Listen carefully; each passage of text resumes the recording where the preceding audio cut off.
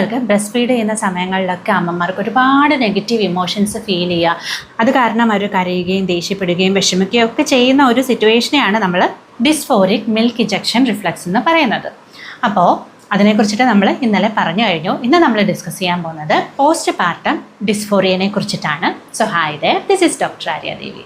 Post partum ഡിസ്ഫോറിയയുടെ മറ്റൊരു പേര് ബേബി ബ്ലൂ എന്നാണ്. അപ്പോൾ ഇത് 85% സ്ത്രീകൾ ഡെലിവറിക്ക് ശേഷം ഫേസ് ചെയ്യുന്ന വളരെ കോമൺ ആയിട്ടുള്ള ഒരു കണ്ടീഷൻ തന്നെയാണ്. അപ്പോൾ ഈ ഒരു പോസ്റ്റ് പാർട്ടം ഡിസ്ഫോറിയയും നമ്മുടെ ഡീമർ എന്ന് പറയുന്ന കണ്ടീഷൻ നമ്മൾ തിരിച്ചറിയണം അല്ലേ. അപ്പോൾ ഡീമർ എന്ന് പറയുന്ന കണ്ടീഷൻ നമ്മൾ പറഞ്ഞു കഴിഞ്ഞു, കുഞ്ഞുങ്ങളെ പാല് കൊടുക്കുന്ന സമയം അല്ലെങ്കിൽ പാല് കൊടുക്കുന്നതുമായിട്ട് അനുബന്ധിച്ച് അമ്മമാർക്ക് വളരെയധികം നെഗറ്റീവ് ഇമോഷൻസ് വളരെ പെട്ടെന്ന് തോന്നുന്ന ഒരവസ്ഥയാണ് ഇത്.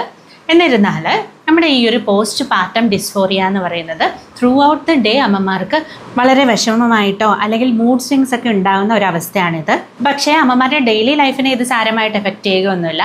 ഇതൊരു 2 ആഴ്ചയ്ക്ക് ശേഷം പൂർണ്ണമായിട്ട് മാറുകയും ചെയ്യുന്നതായിട്ട് നമുക്ക് കാണാനായിട്ട് സാധിക്കും. 2 ആഴ്ചയ്ക്ക് ശേഷവും ഇത് നീണ്ടു നിൽക്കുകയാണെങ്കിൽ നമ്മളത് പോസ്റ്റ് പാർട്ടം ഡിപ്രഷൻ്റെ കാറ്റഗറിയിലാണ് പെടുത്തുക. പോസ്റ്റ് പാർട്ടം ഡിപ്രഷനിലേക്ക് അമ്മമാർ പോയി കഴിഞ്ഞാൽ അമ്മമാർ അവരെ തന്നെ കെയർ ചെയ്യുന്നതിനെയും കുഞ്ഞുങ്ങളെ കെയർ ചെയ്യുന്നതിനെയും കുഞ്ഞുങ്ങളോട് സ്നേഹം പ്രകടിപ്പിക്കുന്നതിനെയും എല്ലാം അത് എഫക്റ്റ് ചെയ്യും. അതായത് അവരുടെ ഡെയിലി ലൈഫിനെ അത് സാരമായിട്ട് ബാധിക്കാനായിട്ട് തുടങ്ങും.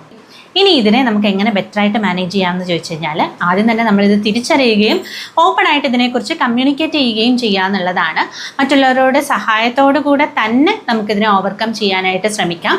ഇനിയിപ്പോൾ നമുക്കതിനെ ഓവർകം ചെയ്യാനായിട്ട് സാധിച്ചില്ലെങ്കിൽ നമ്മളൊരു പ്രൊഫഷണൽ ഹെൽപ്പ് സ്വീകരിക്കുക എന്നുള്ളത് വളരെ അത്യാവശ്യമായിട്ടുള്ളൊരു കാര്യം തന്നെയാണ്.